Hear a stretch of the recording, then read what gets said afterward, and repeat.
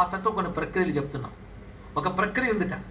ఆ ప్రక్రియ ఏంటంటే, ఒక పీట పైన కానీ ఒక రాగి పళ్ళెంలో కానీ బియ్యం పిండితో, పసుపుతో, కుంకుమతో, సింధూరంతో దేనితోనైనా అష్టదళ పద్మాన్ని లేఖనం చేసి ఒక్కొక్క దళంలో ఒక్కొక్క నామం చొప్పున 8 నామాలు రాయమన్నారు. ఆ 8 నామాలు శ్రవణం చేసినా బాగుంటుంది కనుక వినిపిస్తున్నాం.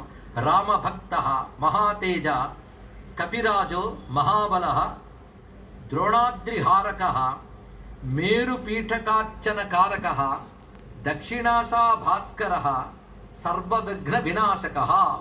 ఈ నామములు రాసి మధ్యలో హనుమత్ స్వామిని పెట్టి ఆరాధన చేయమన్నారు. ఇక్కడ అప్పుడు చెప్పవలసిన ధ్యాన శ్లోకం కూడా ఉద్యత్ కోట్యర్క సంకాశం జగత్ ప్రక్షోభకారకం శ్రీరామాంఘ్రి ధ్యాననిష్టం సుగ్రీవ ప్రముఖార్చితం విత్రాసయంతం నాదేన రాక్షసాన్ మారుతిం భజే.